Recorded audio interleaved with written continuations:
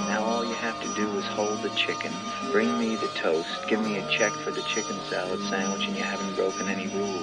Here's Johnny! Hey, kid. Hey, kid. How good are you?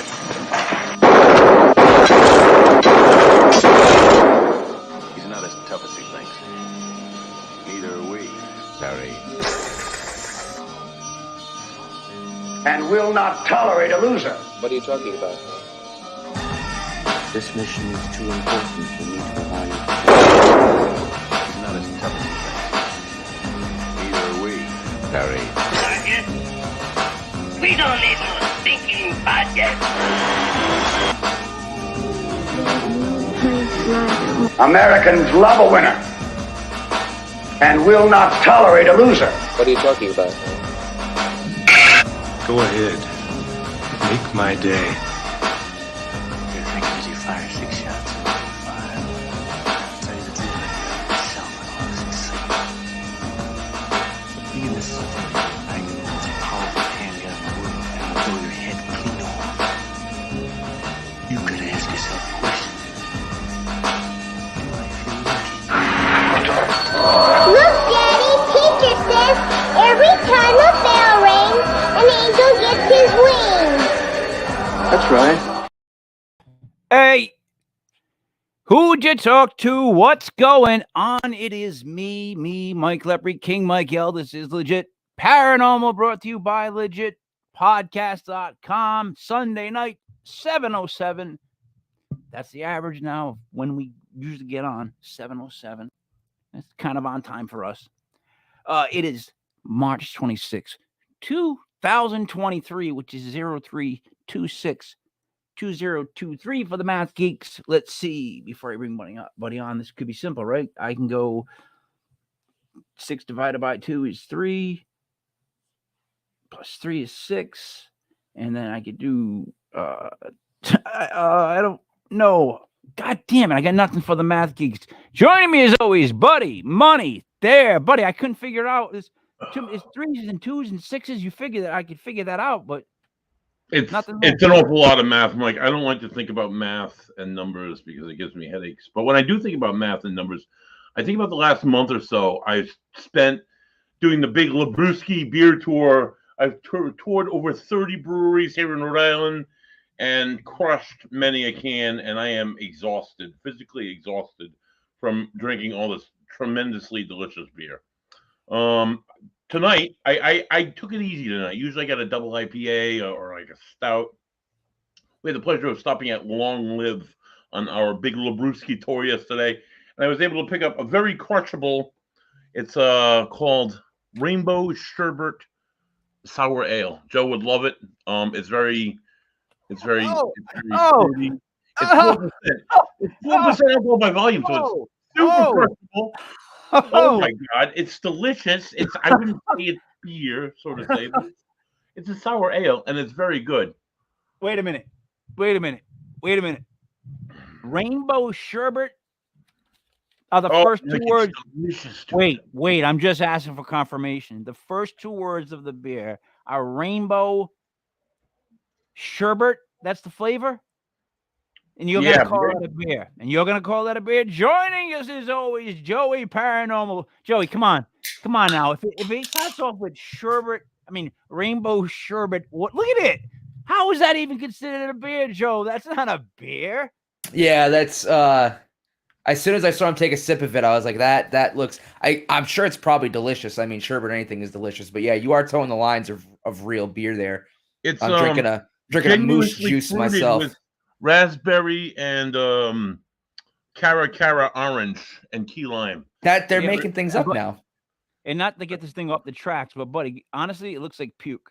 No joke. Look at that. Joey, come on. That's gross. Put it away. Would you like to do the introduction? Before I do tonight's introductions, I want to just give a big shout out to Mr. and Mrs. Costas and Erin Sangarulli. Say that name 3 times fast. No, they're not Italian. They're great from the lovely city of North Providence.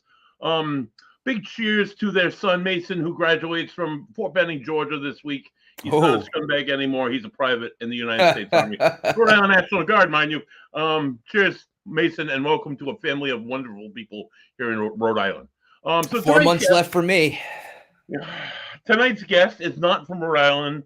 She's not from Massachusetts. Hell, she's not even from the United States.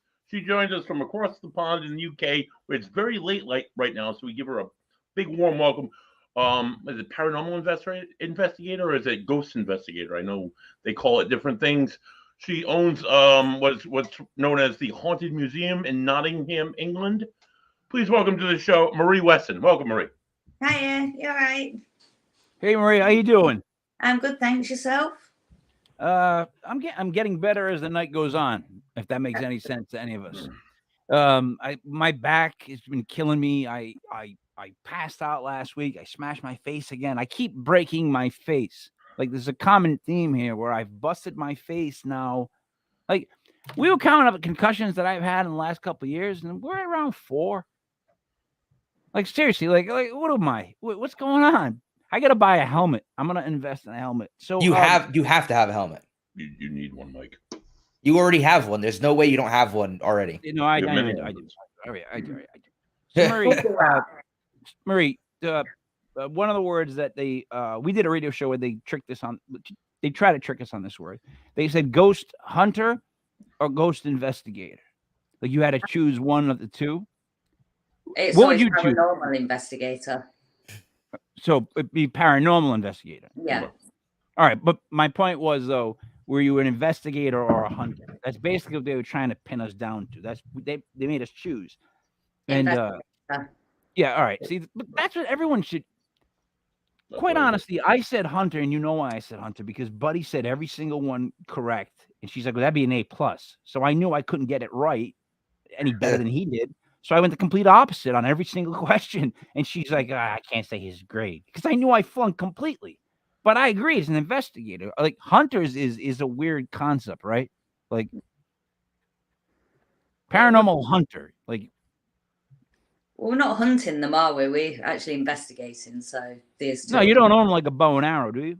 No, you know, exactly. But if you did, like strapped up, that's what I would think you would need for a paranormal hunter, right? I would like one. Yeah, my wife's dad, who lives in the state of Washington, has a samurai sword that he's gonna bequeath to her when he passes away. And I mean, I don't want the guy to pass away. That's not at all what I'm saying to you. What I'm saying to you is, there's gonna come a day where I'm gonna get my hands on that samurai sword, and I can't wait. You know what I mean? Like if you don't think I'm gonna slice like maybe a melon or something, I could. Come on, you think I'm not gonna like whack once? Well, if it's not a real samurai sword, you could break the blade. No. It's he's in like 4 or 5 different martial arts Hall of Fames. Like okay, all right. He's that guy that's like ridiculous. You have no idea about him. Anyways, back to this. So, Marie, the question that everyone would always ask is like, what got you into it? But more importantly to me was, the attitude of getting into paranormal. You have to kind of expose yourself. Like you have to give your energy to kind of get into energy. Is my kind of consciousness now of it. Like so, when you're paranormal investigating, are you ever worried about negativity, negative stuff, like constantly at play? Not really, because to be honest, I love a good spirit with attitude. All right. So you get it. All right. Agreed. So what I'm saying is, I guess that's what Buddy would call. Buddy, what would you call it? Asshole. The asshole ghost. There it is. So that we're talking about an asshole ghost. So agreed. I think we all agree. Wait, let's go around. Joe, you agree that if it was an asshole ghost, yeah, you would give it attitude back, right? Oh yeah, 100%. Buddy? Yeah, I'm not gonna start off giving it, but if it gives it back to me, I'm gonna no holds barred. Yeah, I guess so. Mary, you already answered. Now, what if we determined though that it was something like bigger than that? What have you ever got the feeling of anything that was like darker? Oh yeah, because I've actually been thrown against the wall on an investigation before. Well, there you go. So yeah, I have encountered stuff like that. All right, so that feeling right there, to be exposed to that moment, a moment in your life where you are thrown against the wall, right? Yeah. Sorry, what? This, It's getting late. I'm asking. Wait. I'm trying to put it this with you. That doesn't bother you that it's tearing away like the fabric, the deeper you get in, the odder the things can come back negative. You know what I'm trying to say? Like you already got pushed. So the more you investigate, do you ever get like worried that I don't know that the doctor's going to get stronger? It's going to try to like whack you again, like suplex you maybe this time, or like a pile driver, like lock you into something. You know what I mean? Like I don't know. Like what I'm saying is like the more you already get hit, so I'm thinking you keep going, you're almost expecting to get hit again. Like that's my mentality of walking through stuff. Yeah, I mean, every investigation you've got to be on your guard anyway, because you never know what you're going to encounter. So I do sometimes think, oh, it's getting a bit too much in here, too dark in here, but that's why we're there. We're just trying to prove that they're there. So if I leave the room, it's going to be a waste of time. So it's basically just facing it and seeing what happens. So all right, so basically it's like this. You agree that there should be like a wind down time sometimes with people that are in the paranormal. At least that's what I noticed. Like the ones that are on all the time, you can tell that they need like a wind down time. Like that's just how that is. But the adventure of finding stuff or helping stuff, solving stuff, especially when it comes to like historical stuff, which is where Buddy comes in. Like what's the most exciting place to investigate and a reason why? Every location is different every time you go. Doesn't matter how many times you go, it's always different. You will still get the same spirits, but you also get new ones as well. So you can't really say one place is better than another because it depends on the energy on the night. No, I'm thinking more of like what would you pick? Like this have to be better. Like because like I would pick this wiener joint down in Oneyville. They're phenomenal, but you would never eat these hot dogs. They're called wieners. The guys, I'm being serious. The Greek guys, they lined them up their arms and they put mustard up their sweaty arms, and then we eat them like idiots. So I'm just letting you know that's what I'm trying to say. So what I'm telling you is like for you, what would be the perfect spot to go to, and reason why for you to go there? Well, I'm going to have to say our museum for a start because of the amount of spirits that's in there, the amount of energy, and it's just an amazing place to investigate. Every night's different. It's really cool. Every night's different. Buddy, go first. Yeah. So all right. So you're in the UK. We're here in America. We have a very we have a lot of history. I guess you could include the Native American history, but as far as like written history here, we only go back like a few hundred years. Do you know now over there, like your area, like it's been inhabited for thousands of years. Do you notice a difference in haunting? Is there more of a haunting? Is it the same? What are your thoughts? You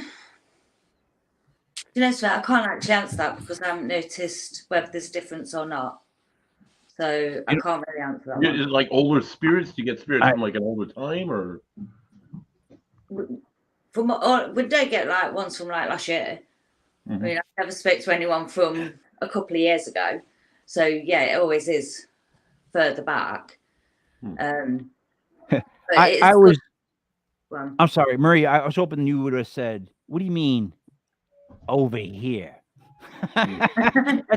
Oh God, why didn't you say that? You had an open shot, Joey. Didn't you think she was going to say that? I thought there was going to be some kind of joke about the way Buddy phrased that. Yeah, like it was a layup for Marie, and she didn't take it. I'm sorry, Marie. Next time when you see that opening like that, you got to take the ball and put it in. It's just how it goes. Joey, you are up. I want to kind of drive a little more towards the museum, but some of the items, the artifacts that you guys have there, do you actively seek that stuff out, or do people come to you saying, you know, I not necessarily have this item or this object that's haunted, but maybe that they have a haunting going on in their location, and you kind of find like, hey, it might be tied to this, and you take it with you once they kind of decide, I don't really want that anymore. But how do you come to acquire what you have in your collection? All of what you've just said. So different Okay. items have come to us in different ways. A lot of them have been donated to us, but we don't actually put them in the museum until we've investigated them ourselves. Is there anything that's got like a lot of historical value or anything that's like really special to you? Got a 400-year-old skull called Henry. I know this would probably sound really daft, but we've had him for many, many years, and I feel as though we're bond with him because we've had him for so long. And he does show himself to us as well. So yeah, he's really cool. Huh. So that's cool. So all right, the museum has multiple haunted things. Now, what I want to just address really quick is, and this is for Buddy and Joe, really. I realize that she sounds like the British accent sounds like either a surgeon or a college professor. Now, that makes her voice sound intelligent. Okay, here's where I'm going with this. We must sound like cab drivers and like plumbers.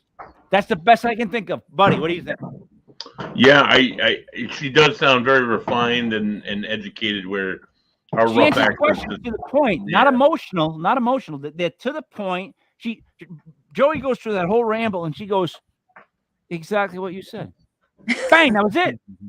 Out. Joe, she could have just cut it there, and you would have been like, because seriously, right? Like, she's a surgeon. I'm sorry, Marie. Am I on the same path with you now? All right. Oh wait, she agrees. That subtle nod, Joe. That's all you need to know.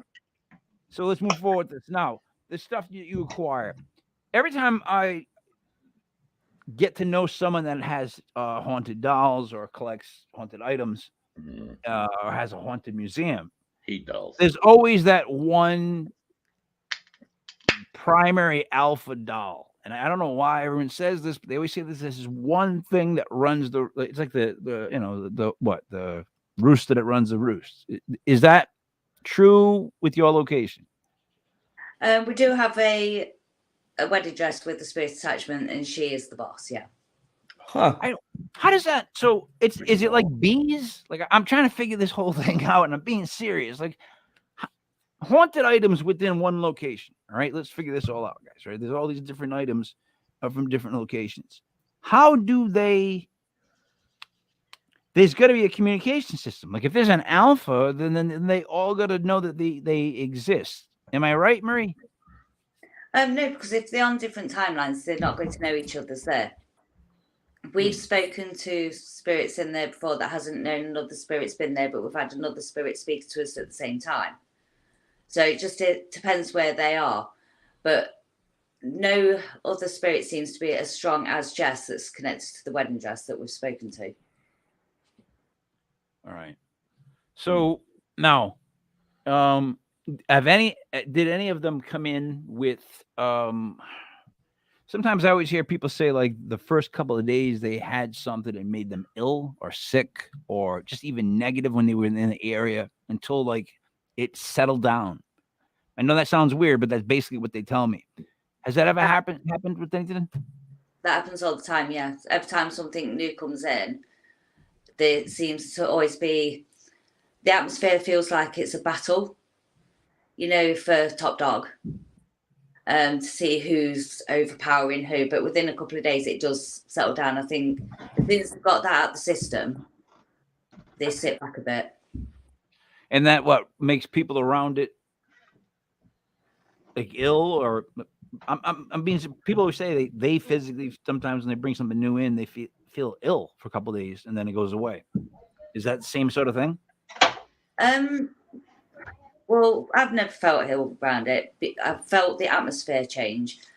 And you know how the thing is, the way you are right now, I'm thinking that if you get stabbed, you would just look at the guy and go, "Would you please remove the knife?" You know what I mean? Like, that's kind of that's so. You right now, you're like Superman, right, Joe? Like, I'm thinking, like, things that affect us, they probably don't even offend her. She's just like, whap. You know what I mean? Joe, do you understand where I'm going with this? Yeah. All right, I'm sorry, Marie. I'm being serious with this though. So all right, there's the alpha. Now, this is the biggest question I have: is there a pecking order? Because that, to me, is now a whole other. I know they're on different timelines, but if there's one that leads, is there a pecking order? Because if that's the case, then now we're really mixing things up. I don't really know, to be fair. The two strongest in the museum are Henry the Skull and Jess from the wedding dress, but she does overpower him. So there's Under two them, main. I don't know. Okay. You don't know, but you could make a guess. You just don't want to go on record because the ghost spirits might be upset with you. Is that what it is for ranking them? Oh, I'll just tell them to wind the neck in if they get too rowdy. We have to do that with Jess regular. There it is. I'm with you. But you know what? I'm being serious. I'm sorry for how we must sound to you because we just have such different vocals. But I will continue. Joe, right? Don't you feel like it's a no-win situation? Because it's like, you know what I mean? You know, out of the two accents right now that we're not the smart one at all. All right, bang. The location. Is the location itself where you keep everything haunted? Is it because of and does it have history of any war, deaths, anything like that on that land? When we first took over the building, before we got the keys, was actually told that behind a cupboard and a door there was a cave with a marked grave in there. Oh. As soon as we got the keys, we took out the cupboard, opened the door, and there was the cave and there was the unmarked grave. And straight away you could feel the change in the atmosphere within the whole building. So that was really cool. And we've just discovered another cave as well underneath. We've just dug it all out because it was full of rubble. And every time we walk past there, we hear a man talking. So the first cupboard, did you guys reseal that or do you leave it open? Oh no, it's open for visitors to go in and have a look.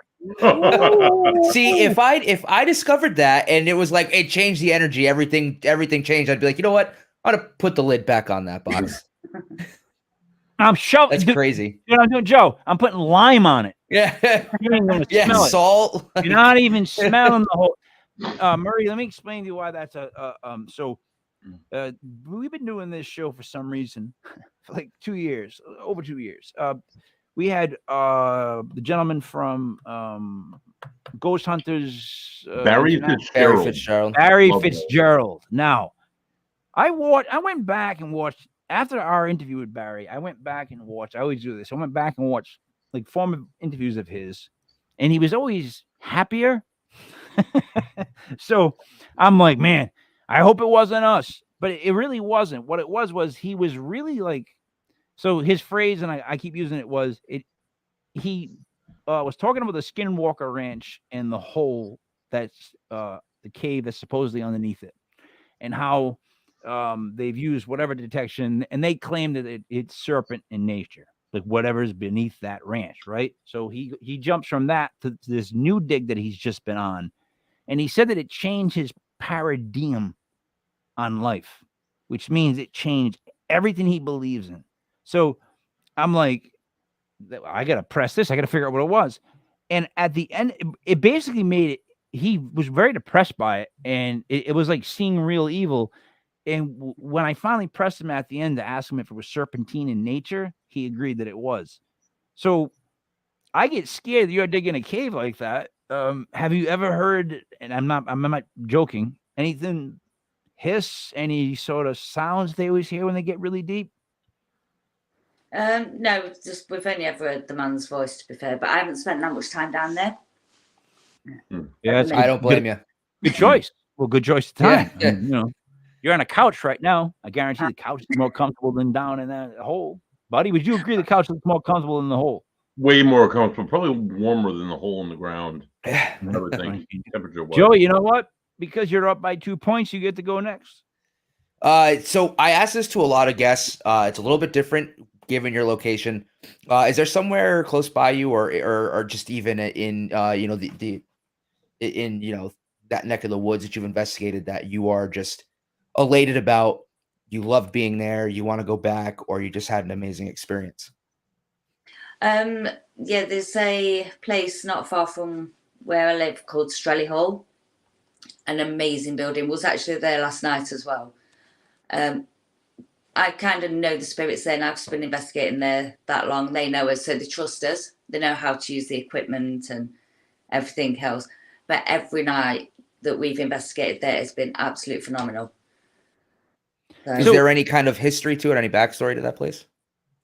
Yeah, it's known for its hauntings. It's 1200 AD. Oh, it wow. was built as a castle, but because it wasn't royals that lived there, it had to be classed as a manor house. Half of it burnt down in Victorian times. They rebuilt it, and the main owner lost the building in a game of cards, poker. And he hounded the staff after that. And apparently when he passed on, he's still shown himself. So it's a remarkable building. Buddy, here's your chance to make up 2 points. Go ahead. All right. I absolutely love the history and saying that the whole 1280, the whole of the castle and everything. That blows my mind how far back it must go. With these caves that go under the museum, is there any like with the graves? Is there any like historical reference? Anything that you can, any research that's been done to say how they got there, why they were dug, why these graves are hidden under there, anything like that? Well, Nottingham itself is full of caves underneath. Oh, wow. Like a city of caves, and it all goes to the Nottingham Castle. So, and the whole building itself has been built onto the side of like a cave system. Wow. On our lower level, where our entrance bit, that's how the level the first cave is. And when we found the other one, obviously the other one goes underneath. We've got an archaeologist coming in to date it very soon for us as well. Wow, that's awesome. We don't know that much about it at the minute. Was just too excited to find it. So I'm listening to her speak of caves underneath the city that lead to like the castle, and I'm thinking about what we have in our version, and I'm realizing it now sounds like if you took Game of Thrones and meshed it with The Sopranos, and you just saw how it went. Like that's kind of what we sound like right now. And Oh, God. guys, we're not Game of Thrones. Just letting you know. She's talking about going to a castle. So Marie, you go to a castle to hang out with spirits, like on a Saturday night. We go to a bingo hall down the road. No, I mean, hold on. I don't go to bingo unless it's bacon bingo, which is a whole other story. But Marie, so you go to a castle on a Saturday night to what? To just interact with? I'm being serious. To just what? Interact with spirits? Yeah, to find out. They've all got stories to tell. And you want to hear them? We want to find out their story. They'll tell us the history, a bit of the history of the building as well. And sometimes they want to ask us questions. It's not all about us asking them.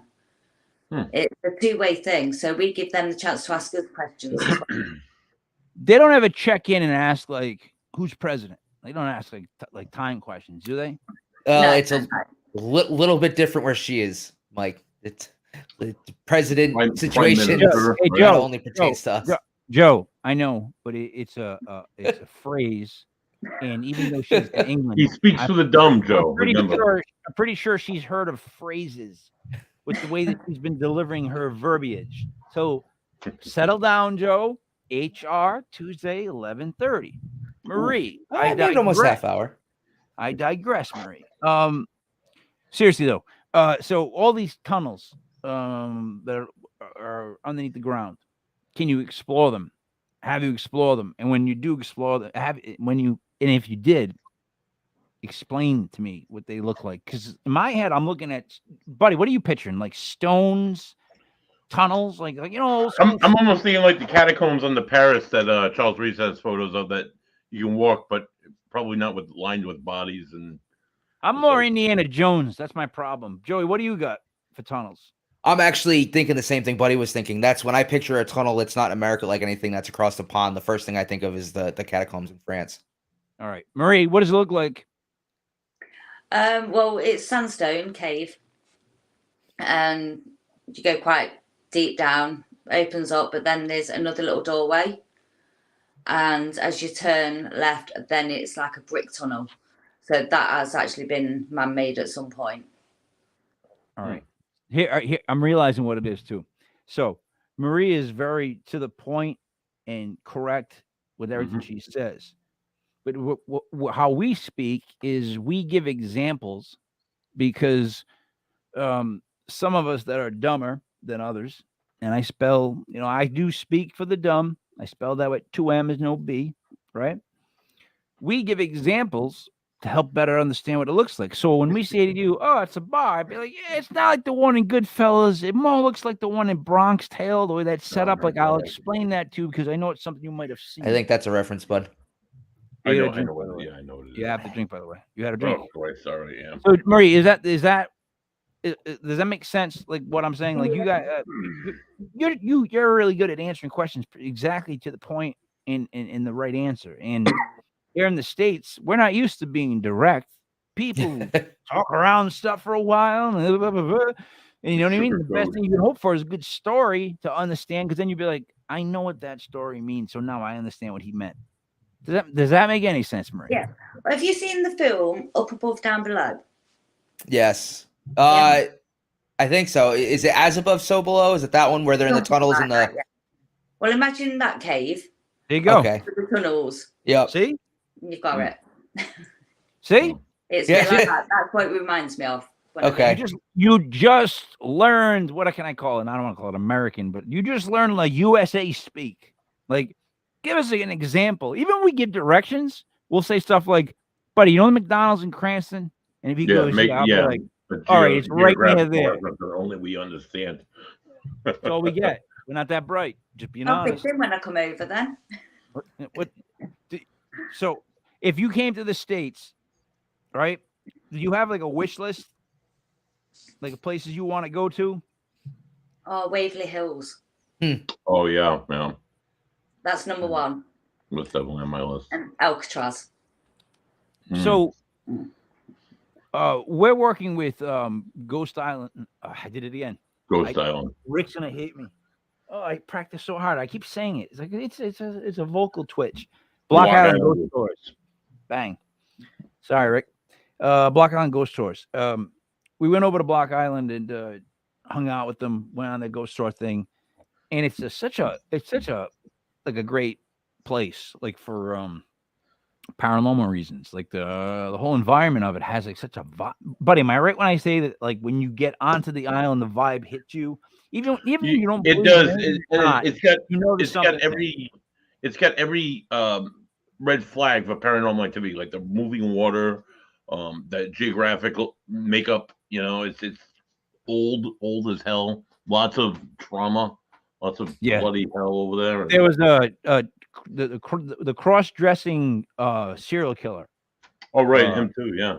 Yeah, he lived there too. So like all that stuff happened, and then there was all the fights with the Native Americans and all that issues and deaths that are on that. Anyways, we're doing a couple events with some of those with those guys this summer. One in each month, third weekend of each month of June, July, August.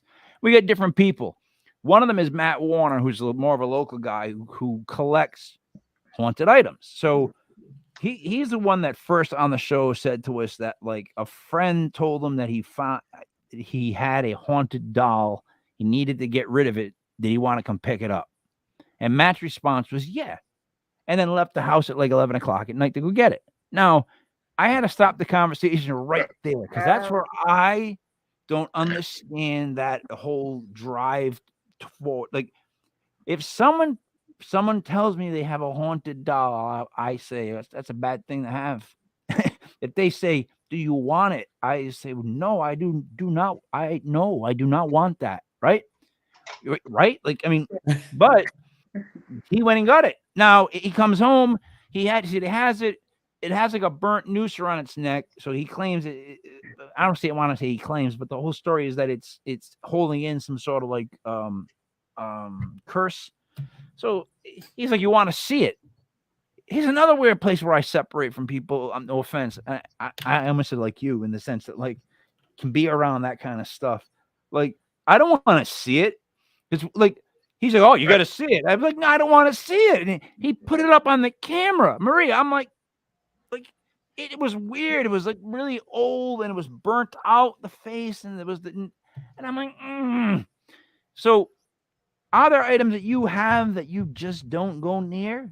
You have to have some that are just like Yeah, we have got a doll that's recently come in, and you're not meant to look into its eyes because it's supposed to make you feel really ill.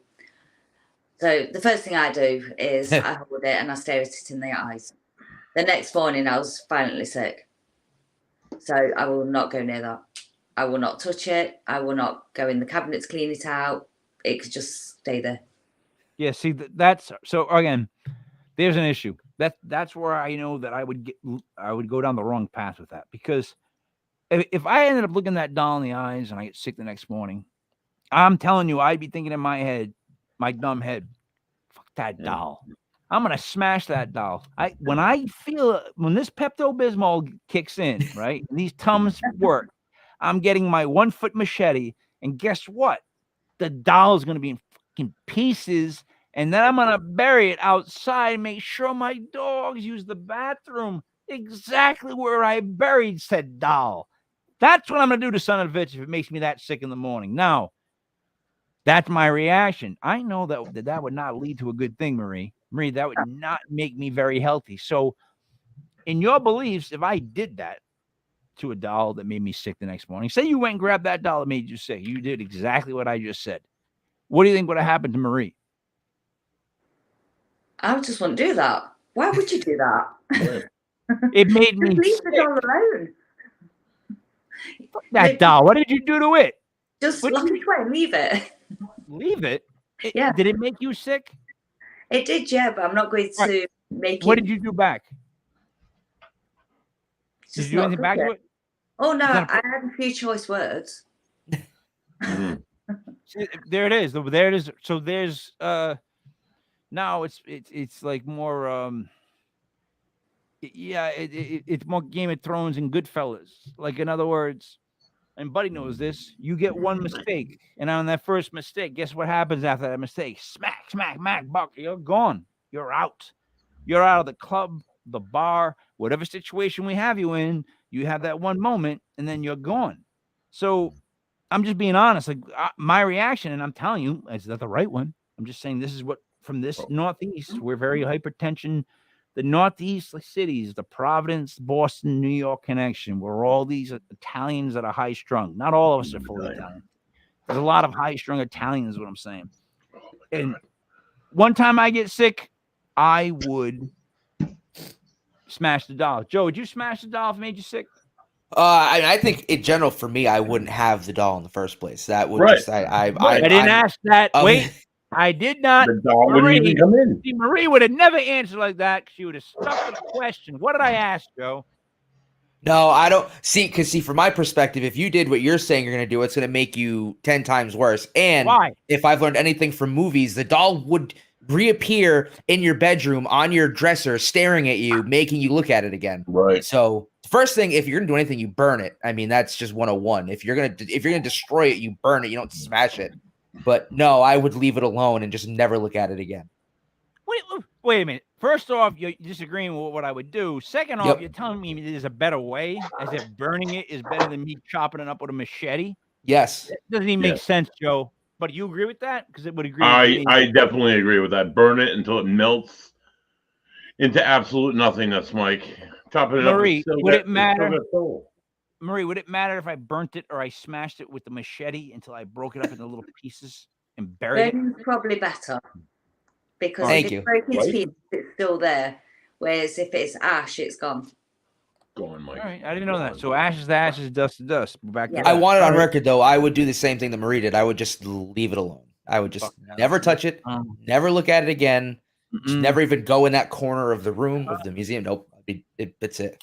That's why I have a problem with all that stuff, man. I tell you, like, I don't want to get into it with one of these things. Like, I would not enjoy that. I would be like, dude, you made me sick. Like, smash! Like, that would be in pieces, dude. I'd Cabbage Patch that like a little kid in the 80s, my friends. I would destroy it. All right, back to the museum. So being where you are, the location that you are, see, to us, it represents such history because going back to England for us, the dumbs, I guess, of America, I don't know what to call us, like the go-go's. Anyways, for us, when we think of Nottingham, England, we think of England. You just think of such a, right, buddy? You think of a history that goes two things. I think way every back. Robin Hood movie I've ever seen, because Nottingham is like where the evil sheriff is from, and Robin Hood comes into Nottingham Castle and rescues everybody that's about to be strung up and all that. Yeah, all that fun stuff. All that Hollywood. You know what I also picture of Nottingham, England. All right, but I also picture that Italians. There's no Italians in my. We're not white. Well, we weren't even considered white.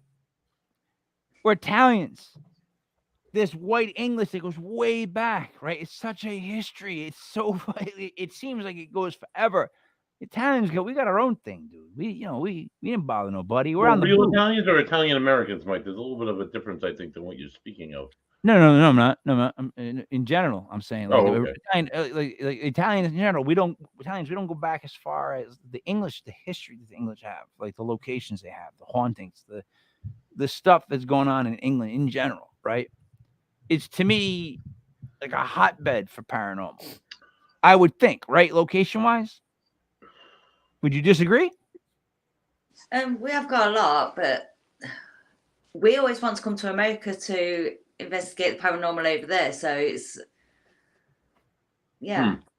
Honestly, historically, I always thought England was the forefront in research, historically speaking. Like, you guys had the Ghost Club back in the turn of the century. You had some of the smartest minds from around the world from England that believed in ghosts when nobody else did. I just trace all my roots back to England. I thought. I just think of Robin Hood.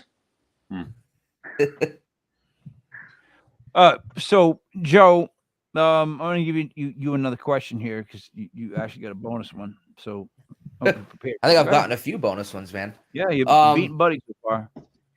So, has there been ever? I guess you've probably answered this. And I think I could probably guess the answer. But has there ever been an item that that's been possibly tried to donate or tried to be given to you that you've just outright denied, or anything that you felt uneasy receiving? We've never turned down an item because I would rather have it in the museum than somebody be petrified of it at home. So no, we've never turned anything down. I always feel uneasy about everything until I know more about it. I never trust anything until we've investigated ourselves. So that makes sense. The second thing you just said, how you don't trust anything to investigate it. But the first thing you said, it didn't really make much sense to me that you just let anything in. Like, no, we wouldn't, if somebody came to us and was genuinely scared of an item, I'm not going to leave them with that item. That's not in my nature. I understand what you're going to do. What I'm saying, I understand what you're going to do. What I'm saying is you're a better person than me because I would not accept said item. Joey was alluding to that earlier. Like, we would go, you know what? No, thanks. Like, the fact that you're willing to take the burden off somebody like that, we already dropped 3 points apiece on that one, Joe, at least. Oh, yeah. So, I mean, like I would not accept it, Marie. I would not accept it. Certain things give me certain vibes. I'm going to go, nope. They just do. Like, I think all three of us had something happen where we, at the point, we were like, nah, I'm not going to even bother with that. I don't want to know about it. Let's just keep it over there. But you're willing to take it on, someone else's burden. Where does that come from? It's better off with us than with a person that doesn't know how to, understand it, how to control it if it did get out of control, how to investigate it to see what it actually is, and if there's any need for it. So they've got a story to tell, the spirit, and they move on most of the time. So I'm not just going to leave it with somebody to be petrified. Just put it in the museum. We'll sort it. I'm still trying to figure out what comes from you that makes you want to do that. In other words, what makes you, Marie, want to actually take on someone's burden like that? What part of you says, all right, I'm going to go do that for this person? Just a nice person, I guess. and paranormal. It's just that easy? It's just that easy. Yeah. You're just a nice person? Joe, is that the answer? Is it that easy? No, I always thought I was a nice person too, but I definitely wouldn't want to take a haunted doll off someone's hands. I want to mention though, it seems like what she's willing to do is take the doll from you, Mike, who would just destroy it. She's going to take it from you and display it and keep it safe, as opposed to the crazy things that you were talking about doing to it about 10 minutes ago. So I think it's just, it's for other people to do it too. It's just super brave to be able to do that, because there are people who don't know what to do with that kind of stuff. First off, that wasn't even crazy. You know what I would really do to it. If I had a haunted doll and I had to get rid of the son of a gun, you already know what I would do. I would chop off every piece. All right. Mail it all to different cities, different limbs, different places. I would disperse that motherfucker like it was garbage. And it would show back as one in your mailbox. You said that earlier. You said that earlier. It would show back up again. You know what happened when it showed back up again, Joe? I hit it with the bat.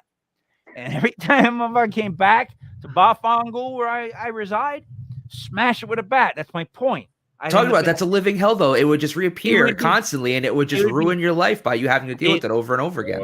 It'd be Tupac Biggie up in this piece 24/7, and we all know that. I'd be fighting with that thing, smashing it all the time. That's why I'm like, Maria, I understand how you can take someone's burden. Now, you take that burden on. Like you said, it's almost like a fish tank where, like, when something new comes in, it changes the water for a bit, and everybody's got to kind of settle down, right? I mean, you didn't say fish tank, but I knew that's kind of what you kind of meant. So that's what it does, though, right? Like, so you bring something new in. What's the biggest shakeup that you've had? Maybe it didn't, like, other than those big two you mentioned. Like, what's one that you brought in that you noticed the waters immediately went like, goosh, and it was just like, oh, geez, all right. I think it was the latest Dibble box that came in that a lady sent in. She bought it off a car boot sale, and she only had it for a couple of months, and her family kept having car crashes. Wow. So she sent it to us, and as soon as it came in, you could just fit it. Just feels like, like a whirlwind going around of energy, but you could feel it was really strong, and I felt really uneasy in there for a few days because of the atmosphere, but then say it did calm down once we put it in the display cabinet. We just locked it away and we just let the dust settle. No car crashes, right? No, touch wood. Wow.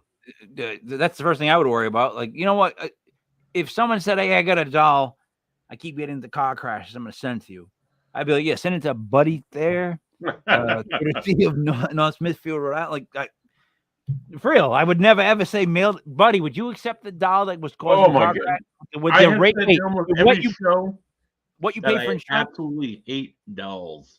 So whether it was haunted or not, I'm not going to take it. And by saying hate, he means he's scared of, in a weird way. Plus, it would make my insurance would be so high if I got a doll that gave me like even one more car accident. Joe, would you take a car accident happening doll? I mean, I feel like we've beaten a dead horse here. I no, can't I'm say not how many beating a dead horse. I'm asking you I a wouldn't question. receive anything haunted because I just don't. I feel like that is just tearing the veil that I've worked so hard to keep very thick and not allow anything in. I would pass on that. Well, excuse me there, Professor Mustache. What I'm trying to say is that it's nuanced. And I noticed it. There is a nuance to things. Certain things have certain effects. You could say, like, I don't believe in all this stuff, but there's always like an exception where there's one variation of something that's believable. That may not make sense to you guys. It probably does to Marie if she listened and she paid attention and she was calm.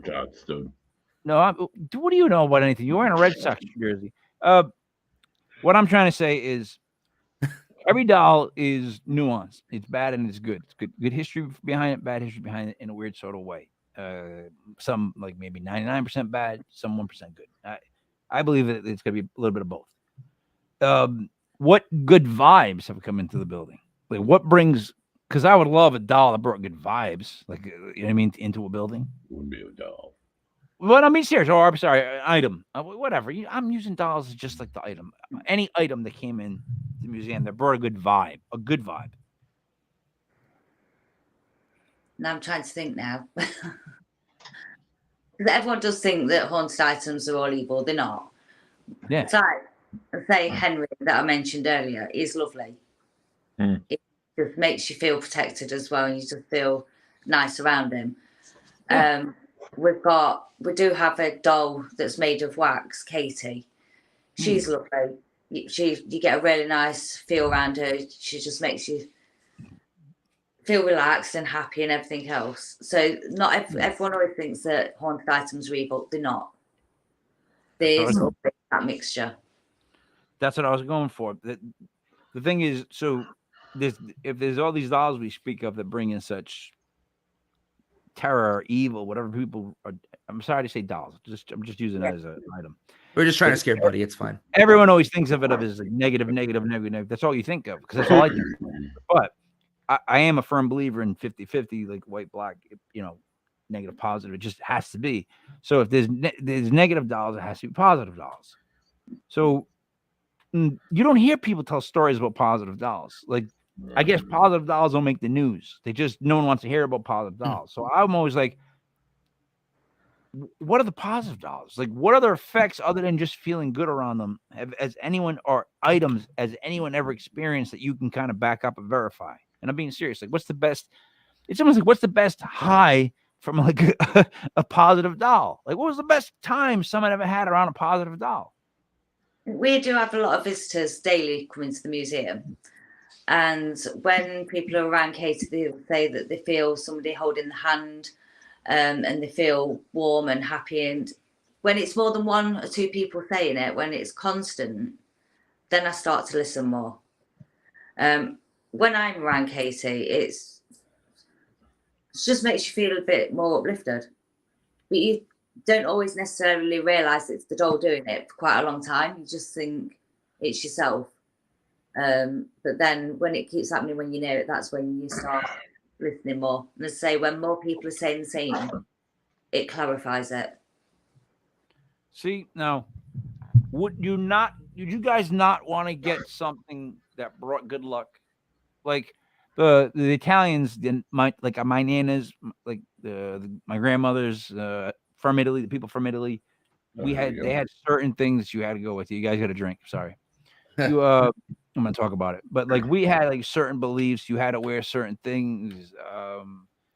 We were really told to never go near anybody who believed in paranormal, because they all believed in paranormal, but they didn't want the kids to believe in anything. Like they try to like block us from it. That was like what they did to us. They sheltered us completely. But I do know this one thing, and I do, in my own experience, I've realized this now. Do you find that water is just like the conduit for just anything? Like, it's such an enhancer as far as, like, in my experience, for some reason, for whatever's going on, if there's water involved, I'm in the shower or whatever, it's caught it. There's a conduit. Did you see that? Did anybody see that? Let me catch it. There's a I caught it because I'm good. I wasn't even looking.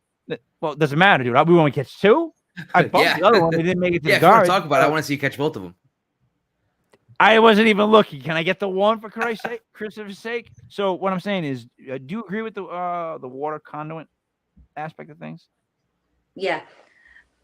Whenever you're near a bathroom, you get more activity. Whenever it's raining, there's more activity. So yeah, it's a really big conductor. We love investigating when it's raining because of that.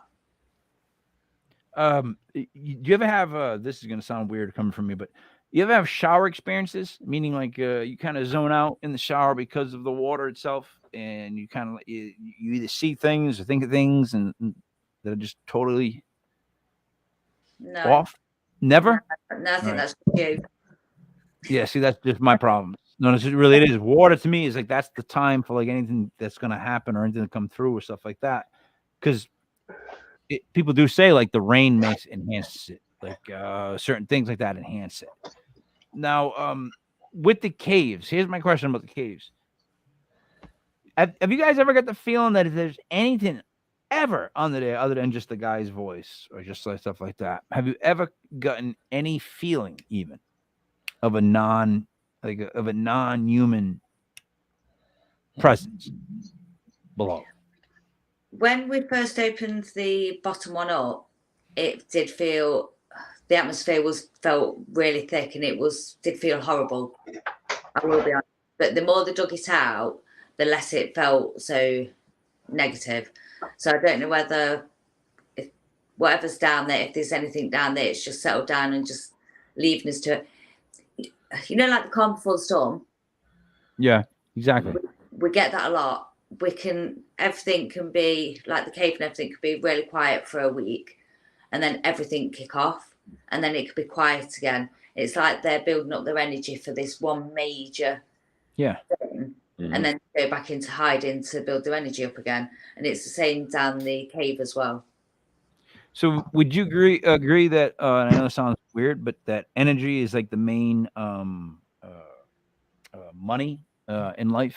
Like that if there's anything evil, anything positive, it's all about energy. Like the gaining of energy, the taking of energy. Yeah. Does that make right? Yeah, 'cause energy is the one thing that can't be destroyed. Yeah. Everything else can be destroyed apart from energy. So everything's always with energy. Everything's energy.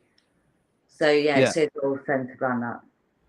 You know, see that it's crazy that I'm even saying this to you because one thing the show has taught me like is the whole energy aspect of things. Like I've had signs, I've seen things happen where it's proved to me that like there's something else going on.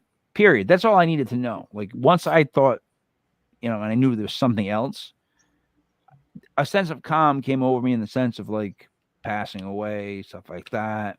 That like I wish other people had, because they would probably respect it more and treat it better and and use it better in life than me. You know what I mean? But because like I was like, I know that it moves on. Like I already know that there's another thing going on, so I'm kind of cool with it all. Which is like what this show has done for me. It's just like the best breakthrough that I've had.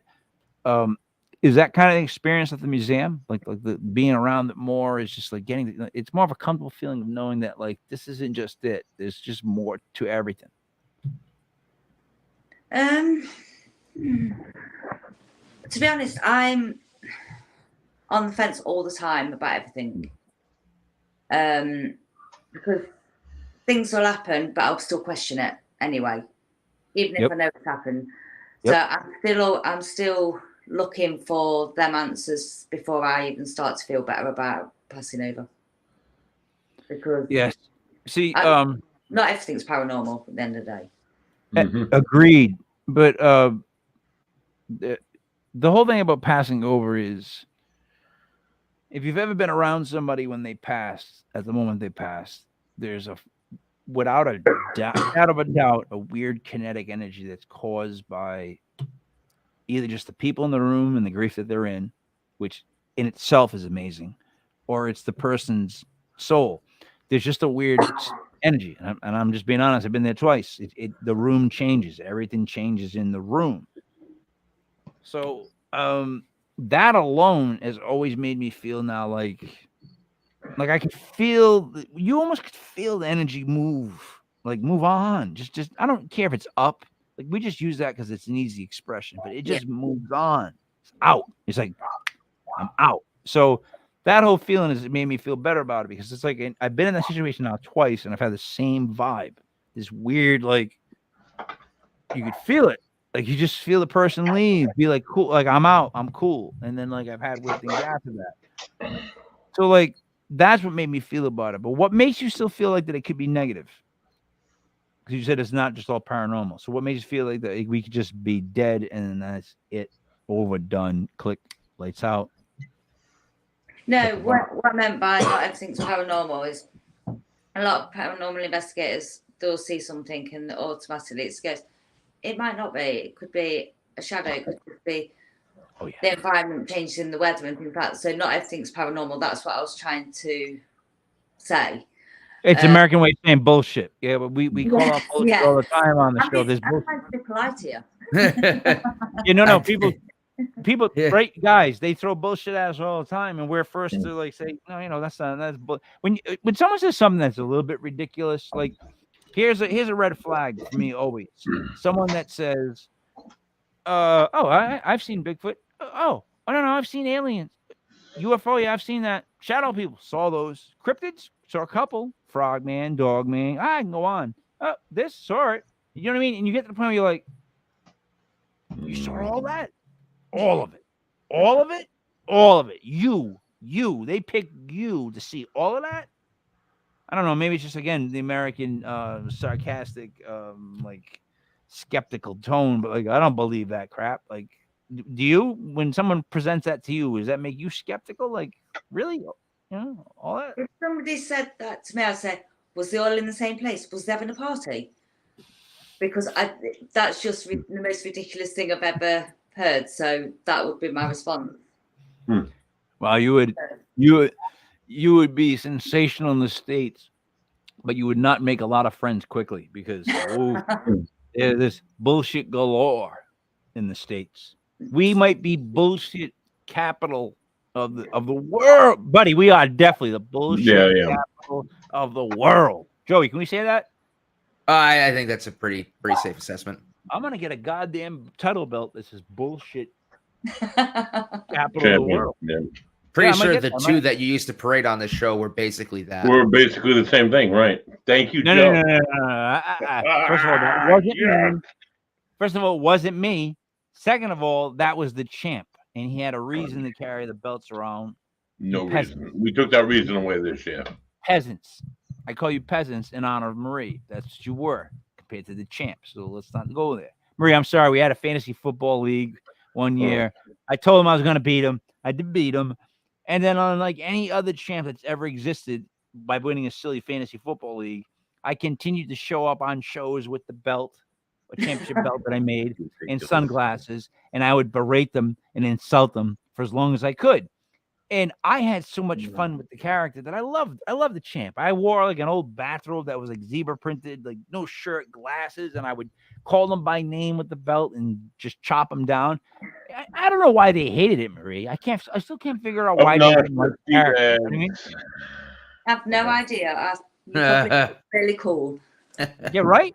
Marie has no problem with it. So I think it's just the dumb Americans, if I'm being honest. They don't get humor. You know what I mean? At certain forms. Especially when they're getting beat. Joe, one last one. Honestly, I think I'm good. You know, I don't want to keep Marie here any longer than she needs to be. I know it's like considerably later where she is. I know what's going on. You're having a fantasy geek moment. You've got a fantasy baseball draft. Get out. Go. You're out.